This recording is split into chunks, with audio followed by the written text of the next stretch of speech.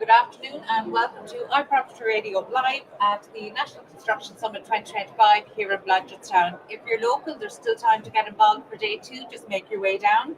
I'm delighted to be live streaming from the iProperty Radio studio, and I'm delighted to be joined by Tiffany Quinn of GenerateLeads, who's going to be here as a co-host, and we're going to have a conversation around branding in construction. How important is it? But there's no point in having the people selling and asking the questions and answering them ourselves. So delighted to be joined by Darragh of Remagin Ireland and Delaney of Triptych, who are going to tell us the experience of trying to establish a brand in construction, the value of it.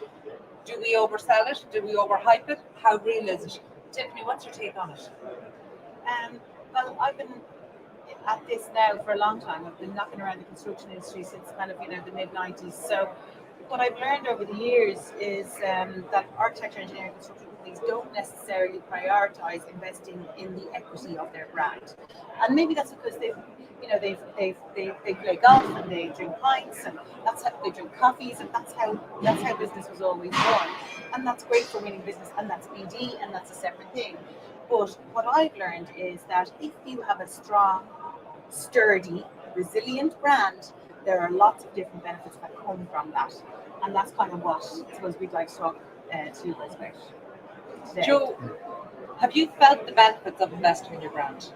Yeah, absolutely. I mean, like any construction business, we set up and it was about getting on a tender list, pricing the job competitively, thinking that you had to be the best price to win the job, securing that project, trying to deliver it well, and relying on word of mouth branding. And then what we realized over the years then is you have other people establishing your brand, in that they're saying, yeah, they're good, they're boxing above their weight, things like that. But we sort of realized after a number of years in business that we need to bring this in and we need to control this and correct that narrative. We would have seen on the market that there was a perception that we delivered in a certain sector, which wasn't the case, or that our expertise would have been in a certain area, which wasn't the case. So we had a big exercise to do in just taking that logo and making it into the actual brand that we are today. That's so interesting. If you're not talking about yourself, if you're not crafting the narrative, someone else is crafting it for you. Correct. Do you think we even have an awareness of what our reputations as a brand are? No, well, you're just hearing it by word of mouth. I was told about your business. I hear you do this, and you're nearly cringing with some of the information you're getting, that you're going, no, we're not that business, But how do you correct that? You need to tell people what you are. You need to talk about the people that you have in the business. It's not just. There's no point in me just saying, like, we operate in a data center sector or a commercial office block sector. We've got to say, like, we're in this sector with these people delivering this type of project. These are the complications. These are how we overcome them. Here's the quality we strive for. Here's the health and safety levels we strive for. And then people will make up their own mind, but you're controlling that narrative. Is there a step in between? You have to know who you are before you can tell people who you are. That's where the workshop comes in, That's where you sit down and you do that kind of, what's our why? What's our unique selling proposition? Who's our ideal customer? And there's a little bit of work going in that has to go into that, isn't there? I mean, we did that. We did a big exercise in that. Figuring out what are we trying to say and who are we trying to say it to. Yep. Like even myself as the managing director, there was times when you actually brought your senior people into the room that they're telling you about stuff you're involved in that you're not actually fully aware of to that extent. Or here's complications that we overcame for this client. And then you're going, okay, we get tuned into this. We need to market that. We need to tell the people, other clients that this is what we're doing. And that's been hugely beneficial for our business. I often wonder, is it different across traditional versus, say, MMC sector? And I suppose, Darragh, that's where Remagin would come in, because and Remagin in Ireland, part of the Etex group, is a really interesting brand dynamic, because it was formerly Horizon offsite, would have formerly been known as Jerfahi first, then Horizon, then Etex and Remagin, and even still we've got quite a confusing brand structure because Etex own all these companies. We're one part of a big group, and people don't understand, are you Etex? Who are Etex? Are you Remagin? And people get confused, And then you might have your own internal divisions within Etex. Like we're part of a division within Etex, building performance, but that's internal. So you really have to be clear to say the public who you are. We're Remagin, we're 2D frame. Etex really needs to take a back seat on that, you know, and called upon when needed, but Remagin is front and center. And I think, you know, you guys have helped us build that, because it's only 2021 is when we changed the branding to Remagin. So we weren't known. We were, you know, you'd answer the phone, hello, Remagin, who? Like, whereas that doesn't happen anymore. And that's only over, say, 4 or 5 years, you know, that we're now one of the most known brands in MMC and 2D construction, you know. I still throw Darragh's name in there when we reference it. Of course. You know, and I think that's something when a company is very founder-led as well, that sticks.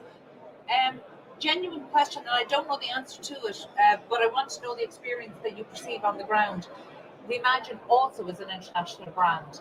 How important is it to stick the Ireland on there? As in, you know, you're part of Remagin, but it is Remagin Ireland. How important is that distinction? The way we do things here to Spain, to UK, you know, and wider is completely different. You know, if you just have one global brand, Remagin, it gets diluted. What actually are you doing? Where are you making it? What, you know, people in Ireland, they want to know, right, we're based in Tipperary. We've worked on these Irish projects. Here's our portfolio. You know, these are our clients. This is what we do.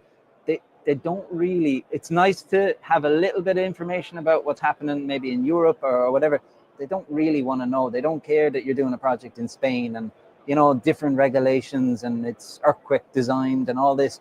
It's not really important. We need to look at our industry and focus on our clients.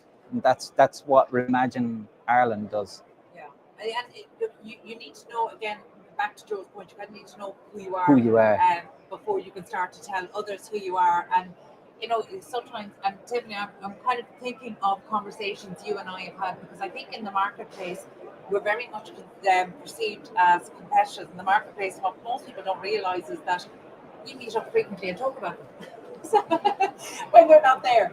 So what's the one thing, what's maybe the one thing that operating in this space do you think construction brands need to understand? Feel free to talk about a shared frustration. Where to start? They all have similar challenges, don't they? I remember my old boss said to me years ago, right? It was like somebody had thrown down a gauntlet that I wanted to run through on my horse. But he said construction is a commodity, right? So in other words, if you interpret that, it's like, well, you're the same as your competitors, you're delivering the same thing, you can't differentiate.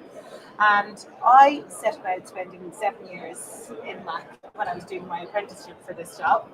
I set about proving them wrong. So I think, you know, the challenges they all are, and you'll testify to this, I'm sure you will as well. You know, the construction industry needs to attract more young people into it. We all are having a problem attracting talent, aren't we? Absolutely.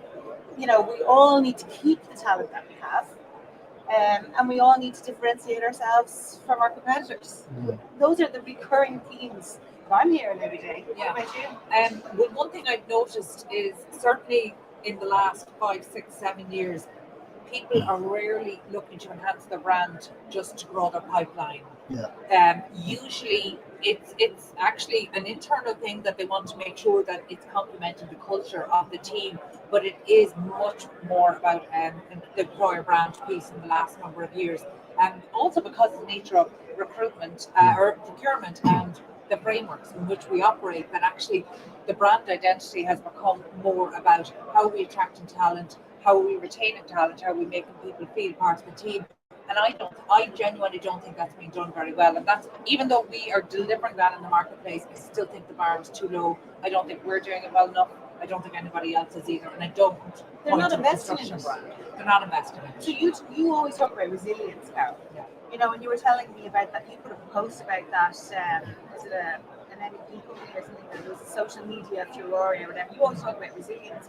And I've come to hate the word resilience, I but know. I think it's used We have as a resilience stick. fatigue. No, but Yeah. it's used as a stick to beat the construction industry with. Yeah. So basically, the government can hit the industry with bad policy after bad policy after bad policy because it's so resilient. Yeah. Just on the recruitment piece, when we got serious about our marketing and branding and trying to establish the brand, it was very much thinking about sales. Was it? That's And- an interesting one. And then you're going, right, okay, we're also selling to the workforce out there to come and That's join our our business. Yeah. So in that period, say, of 5 years, we've doubled the staff in the business. So if you try to do that with recruitment alone at rates of 15% Yeah. plus, it would take you so much longer to do it. So the value is stacking up. Exactly. That's right. So you've doubled the workforce in the last 5 years during a critical labour shortage. You know, Where are the skills coming from? Are they coming in a graduate? Are they different career levels? it's every level. Like we have our academy in the business for the junior level apprentices and trade. Yeah. So we're investing in that, and in there we find our future supervisors. You know, the future leaders of the business. But just for that sort of to mind the growth that's there, we needed to pull senior people as well. And senior people are not out there really looking for a change. They've got to see your business and they've got to want to be part of it. And we've had a number of cases, like I've always said to the people in our business, when we're putting out an offer to a candidate, they're getting 2 or 3 other offers. So now again, we have to differentiate ourselves, you know, so they have to see the culture in the business and want to be part of it, you know, and the type of people that we have and want to align with those and see those as mentors to their own career, you know, so it's been very, very beneficial for us in that nature. Culture is always the really difficult piece because sometimes I find the companies that talk most about culture, when you strip away layer by layer, you realise that maybe we're not necessarily thinking about the same thing. But I think when we look at the culture and we get the identity of a brand, You're right. Darragh, and I'm directing this to you because your team culture is on display on TikTok. Unlike most of the construction brands in Ireland, you're one of the early leaders of this, and you weren't even the first of your brand to be represented. Darragh was one of the first construction leaders on TikTok, and he told me he got slagged quite a bit, but he also got business inquiries out of it. Yeah. Believe it or not, you do. And before I get into TikTok, just to reinforce what Joe's saying there, we're finding the same. To get talent, to get people in, you really need to put your brand out there, and that's been a side effect for us. And then on top of that, right, and TikTok has helped in this, is within the company to retain people. Actually having these TikTok and interactive and kind of a bit more fun and building the culture, it actually helps with retaining people. You know, they know, sometimes people won't know how a certain job is going. We're at an event here today, you know, and giving those people back in the office and, you know, a snapshot, and it's more interactive, it's more speaking, and it's kind of, it's more casual. And I think people can relate to the kind of casualness of how we're doing the TikTok videos. It's a walk around site. It's here's our panel. You know, this is what we're doing. I'm here today, and this is what we're doing today. You know, so. Do you think though, Darragh? Do you think sometimes people would love to be doing stuff like this? They'd love to be doing the TikToks. They'd love to be doing the pieces to camera. They'd love to be, you know, but they don't. They underestimate the amount of resource and time and commitment that's required to actually do this. So they fall back on the very curated stuff. Yeah, potentially, because it isn't easy. You know, you can't just pick up a camera. It will look terrible. You do need to be set up right. You know, so I think it is probably underestimated at the moment. Who owns it and and drives it. Yeah. You can't have everyone doing their own thing either. Like, But there has to be a level of autonomy. We will not take on social media accounts if every post has to be no, but it has to be approved. Yeah. Or you cannot run TikTok if it needs senior leadership. No, and that's approved. trust. Simple as that. But like, we've built that trust up, and you know, we trust you guys to build our brand properly. You know, we know you're not throwing things out there without it properly being looked at. And you know, TikTok, we have got a lot of inquiries through that. Believe it or not, it's strange to say it, but we have. We actually were down as well at a project kickoff meeting in a main contractor's office. You know, for a brand new brilliant project. And at the start of the meeting, the boss said, I'm just going to say, we want to be on your TikTok. We want you to come to site. Can you do videos? Can you share our company name on it? And I said, no problem. But like, so not only is it bringing us new leads, but the leads we have, we're getting requested. Can you go and can you do a few videos on our site? Can you, introduce us to this way They of? want to benefit from the halo effect. Yeah. From the, the radiation of your messaging. They want to bask in it. I don't want to underestimate the fact that there is risk. So you talked about trust, and it's great that you can trust what's going on, but also there has to be an element of risk because you are pushing things. But where the trust, I think, needs to be built is with the audience. So you have to start to trust your audience, that you will be able to test strategies, that you'll be able to put out videos, that you will respond and say, okay, our audience likes X or not. So, for example, like we have a couple of what we call cheat sheets in the office that we just know stuff that will land.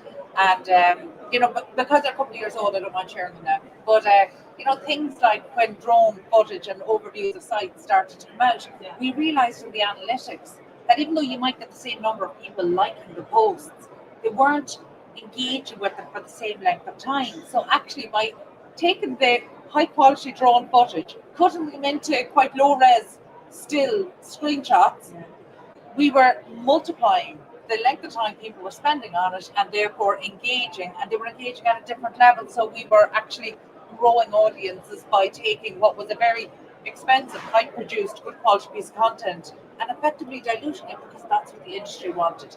The same way we can tell, the data shows us, we're very data driven in the analytics, the data shows us if there's a blue sky over the same site that we photographed a week earlier with a grey, not only the reach that they will see the post, but actually the engagement levels will be so much higher.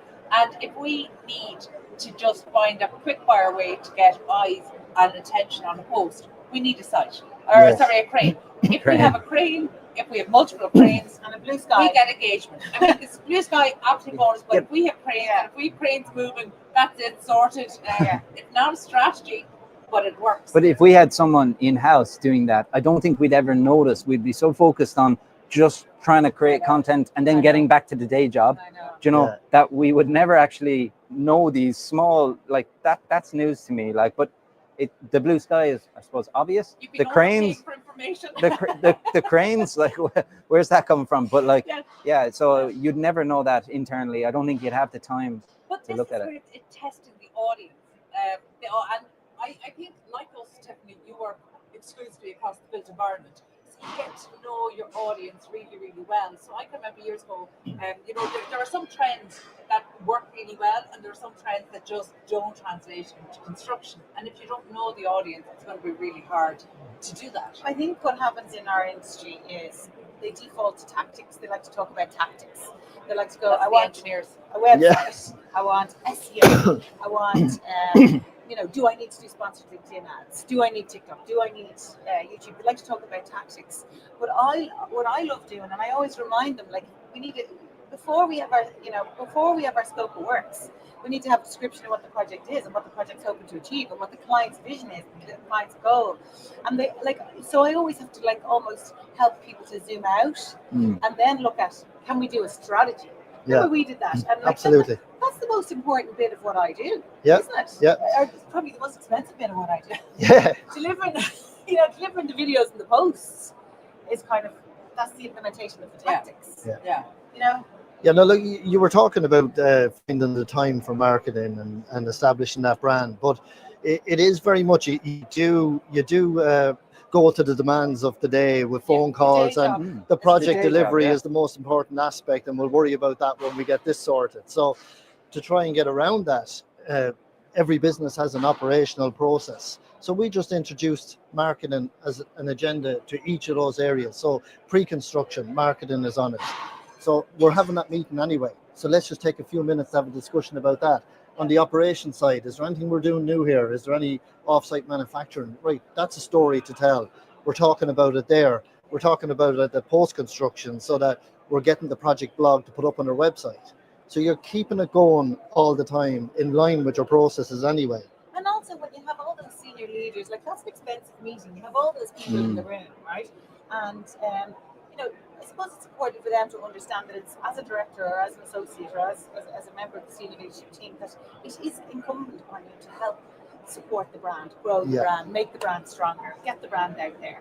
You know, grow the business, grow the culture, foster a culture that. And when you get all those senior leaders in a room, it's an ideal time to kind of agree that. Yeah. Because sometimes I find, I don't know if you guys find this, but marketing can be kind of siloed, it's kind of balkanized. You know, it's like the marketing person is over there making TikToks. You know, the bids person is over there doing the bids, and the business development lads are in, you know, toners on a Thursday night. And you know, they're all completely separate. For us, that's a massive thing, because we've got design, we've got manufacturing, we've got site install, you know, and all of those teams work in a silo, and you know, they think that's what we do. You know, you ask the manufacturing guys, what do you do?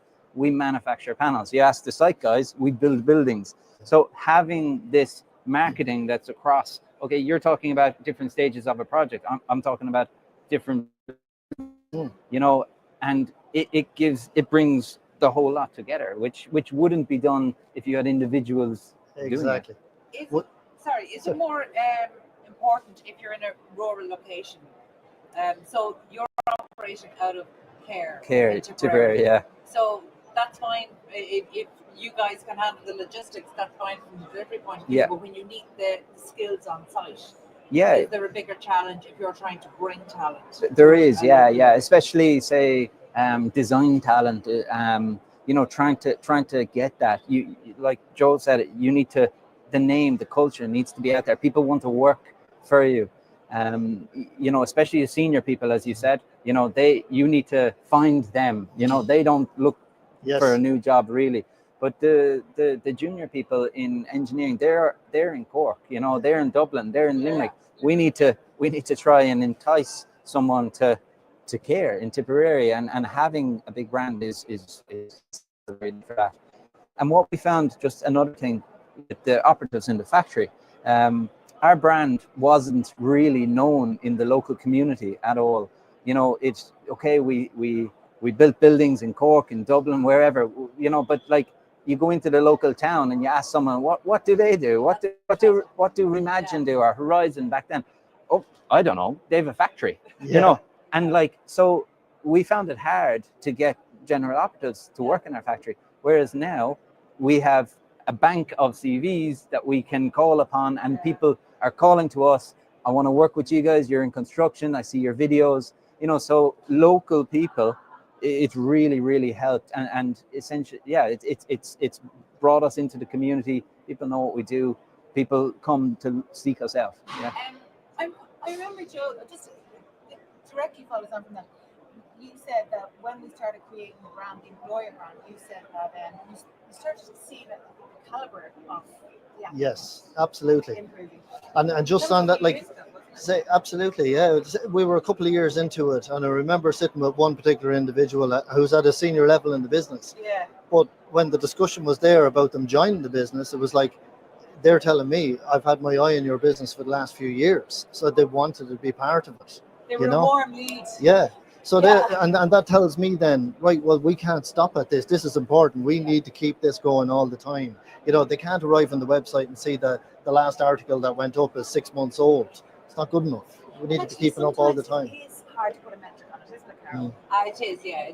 Well, do you know, actually, one of the exercises we undertook, and we're 8-10 years now doing this, but one of the exercises we undertook just at the start of this year was to separate time-based versus value-based, because actually, a little bit like you were just saying there, people think they're paying for the execution, the tactics, where it's actually the value is in the strategy. And if you don't have the strategy, the tactics really won't cover you for long, or they won't translate. Like, one of the really simple things I remember a couple of years ago was, it was considered radical at the time, but you know, sales and marketing always used to be the same function, and then they got separated. But actually, sales and marketing have to work really close together. So if any of your comms isn't hand in hand with the business development and all. It can't work. It can't achieve. They're not working contradiction the same there. objectives. And I'm conscious that because we're doing this at the National Construction Summit, I want to know an event like this, 2-day event, huge conference. It's one of the biggest that's happened in Ireland since the crash. Over the last number of years, we've had, certainly our clients have been shipping themselves over to the UK and Germany and all to attend conferences. We're trying to build them in Ireland. It's a journey. But looking around, I can see that Irish people tend not to do events well in terms of they're kind of tire kickers. They don't like to look too engaged at a site. So I want to hear your experience of having the stands here, attendees walking past. How has your experience been?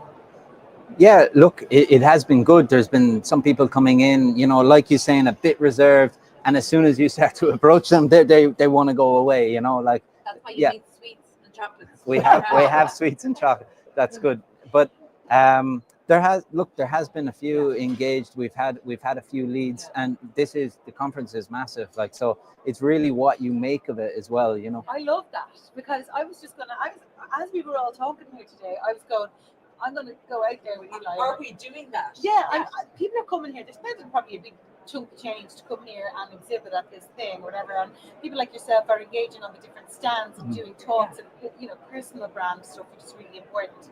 But are they actually strategically going, I'm going to this thing in Abbottstown now. What am I doing to prep for it? Yeah. How am I prepping my audience in advance of doing it?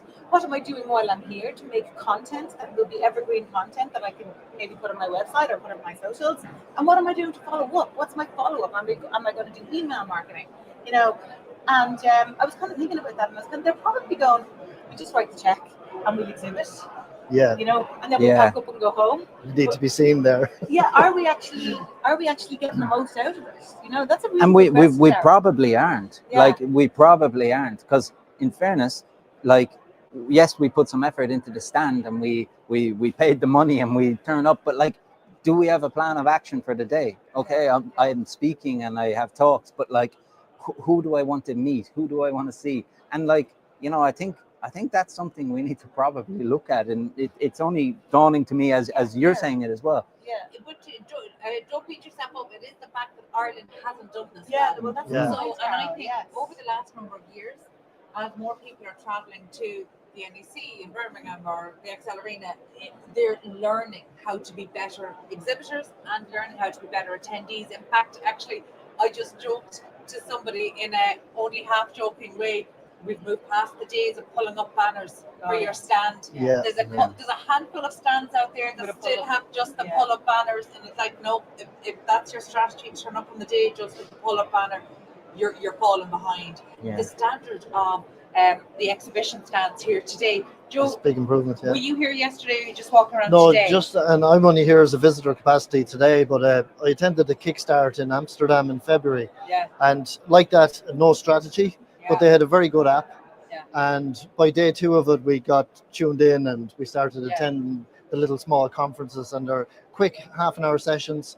But we got loads of information, like, you know, data center is a growth sector for us. And there was a lot there talking about, you know, the development over Europe, what's the pipeline for the next few years, where's all the business going to be. And you come away from it thinking, okay, when we go at these next time, we need a strategy. Yeah. We need to know who we want to meet, where we're going, what we're doing. You know, again, we just have to learn. I'm just back from MIPA, which is one of the largest real estate conferences in Cannes, and I've actually said to people, you need to go at least 2 or 3 years just to understand what's happening. Yes. Just to be able to put your strategy in place. You don't just rock up, because you don't even know where to go, how to connect with people, and it's so brilliantly run. And I'm excited to see that start to kick off in Ireland. So I absolutely congratulate the National Construction Summit team within Premier Publishing, because it's a huge risk to be the ones to take this forward. And again, a 2-day event, it's a real signal of the ambition for the construction industry. So we want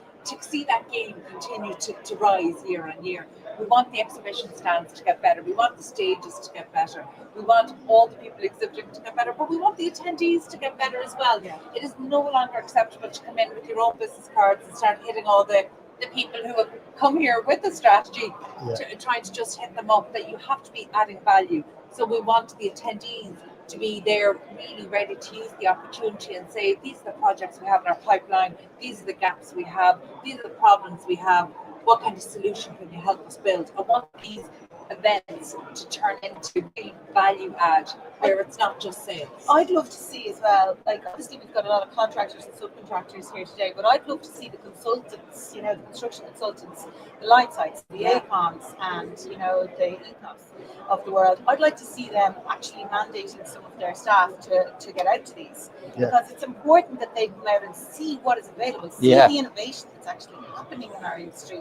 Because otherwise, these consultants and designers are sitting back in their office, not getting muck on their side boots or whatever, and they're not getting an opportunity to see it. And it is part of their responsibility to be 100% aware of what the industry is offering and the innovations that the industry is offering. And I think that if there was more consultants here, more specifiers, more construction consultants, more cost consultants, more architects, then the contractors would step up even again. They'd step up another level. If there was more of them wandering around. So that's something to discuss maybe for next year. Buyer event for next year. So you're actually coming in, meeting buyers, hearing the questions. What kind of questions did you get on your stand or your team? Are people coming in with inquiries? Are they coming in with mid-projects, with ideas for projects? Yeah, we've had our big push at the moment is housing. We've always been competitive on mid-rise and apartment blocks. So we're putting a massive effort into housing. We have a new housing brochure. We've been doing R&Ds. So on this, at this summit, that's our push. And we've got 3 or 4 different inquiries for large housing estates in yesterday and early today, which is really great. So that's been the focus for us. And we've seen real benefits on it. It's also, just to go back, the day of having a pull-up banner, it is gone. Walk around there. There's no one doing it. There is some consultants here, evolution, innovation, and it's harder for the consultants to exhibit because they don't sell a tangible, wall or, whatever part. But some of them do have connections and details and which is very engaging. I think there's some great stands even away from the people that are manufacturing things here, which is a big step up.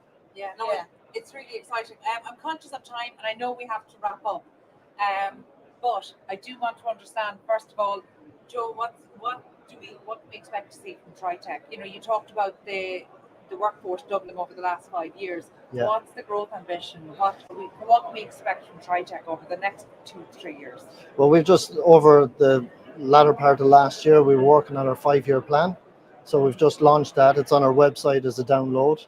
Our external brochure, let's say, on our website for download. We're looking to go international. We're looking to expand further in the data center and the pharmaceutical sectors. Decarbonising is another big area for us. One thing you were speaking about, the silos, we've mechanical, we've electrical, and then we have maintenance. It's like a facility aspect to it. So whenever we pull that project and we win both mechanical and electrical, and then we convert it into a maintenance customer thereafter, we've done the complete circle of sales.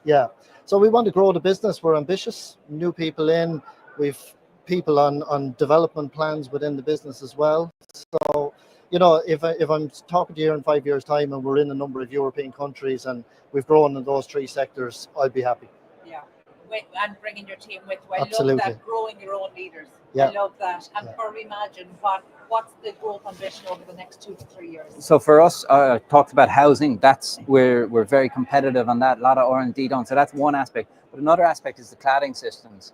Etex have Seadrill, Equitone. So our growth ambition is to now put these on our panels on site.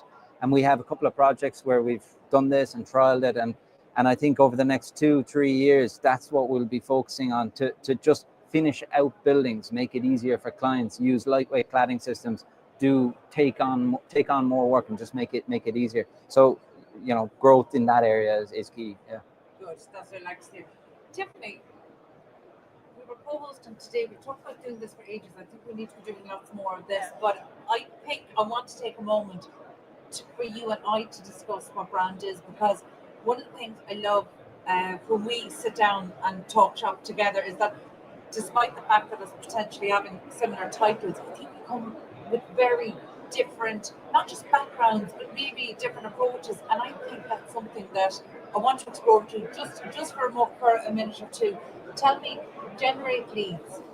Talk to me about the business and the ethos of the business and the approach. Yeah. Well, I suppose we've come full circle back to what our original opening statement, which was, for companies in the engineering, architecture, construction space to really understand the benefits of investing and prioritizing. Like, if that cup was my logo, what does that represent? And what do I want to fill it up with? So what's the emotional connection that people have? What is the cerebral connection that people have when they see my logo? That's what I want to do for architecture, engineering, construction companies. And, my problem is, not my problem, but I get so invested in every single one of them. Like, I get so excited.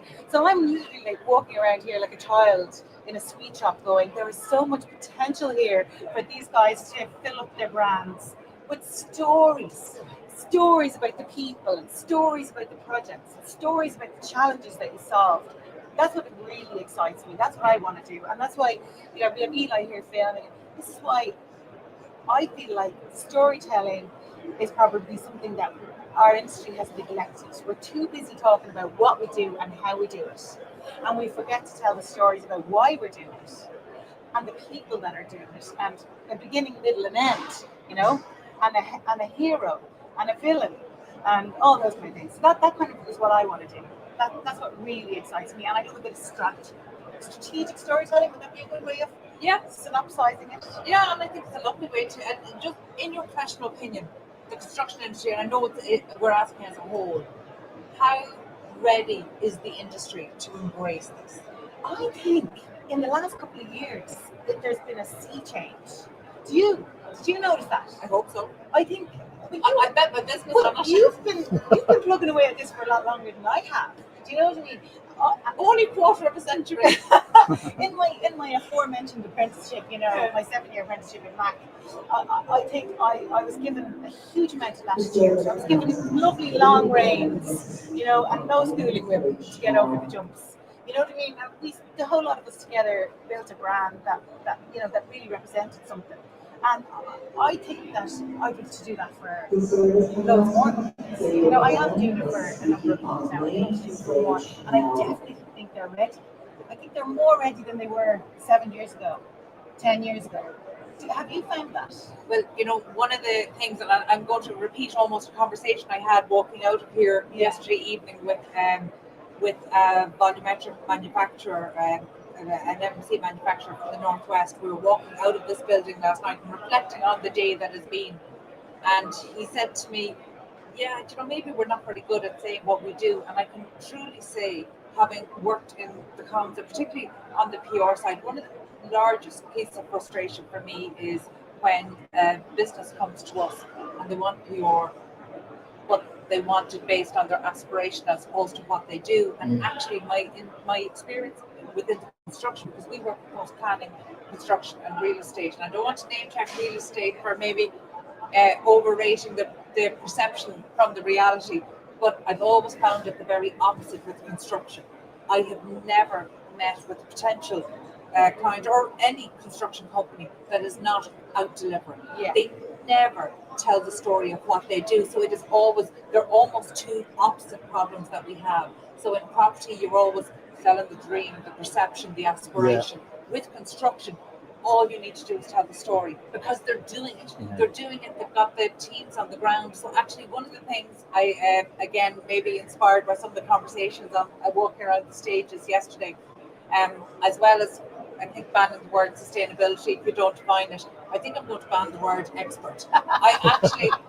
Genuinely, if we really want to embrace innovation, I think we need to move away from the word expert and say, let's talk about experience. Okay, I worked in this project, I had this experience. I worked on this project, I had this experience. What are we learning from those experiences? So, do you know I don't want to hear any more experts. I just want to know about experience. Picasso said, know the rules like a pro so you can break them like an artist. Perfect That's what we words. need, pros and Perfect artists. words. Yeah, perfect words to close. Thank you so much, Tiffany. I'm so delighted we got to do this. Yeah. I want to do so much more of this Yeah. again. And you know, I think it's really interesting to hear maybe people who are coming at the same problem from a different direction. And I always enjoy. Most of our conversations are off air, but let's do a few more on Thanks air. so We'll just much. have to be a little more moderated then. Maybe No a little wine. less wine. But thank you so much for being here. Also, Joe Thanks a lot. Delaney, Triptych engineer. Thank you so much, Darragh Ryan, stepping in for Darragh, even though he got name checked enough, so he still got the credit. He did, yeah. Even though you're Go watch him on TikTok. Yeah. you were on TikTok from Remagin. Thank you so much. Amy Puro for producing live streaming. Thank you so much, and Eli for capturing all of the imagery, which we look forward to.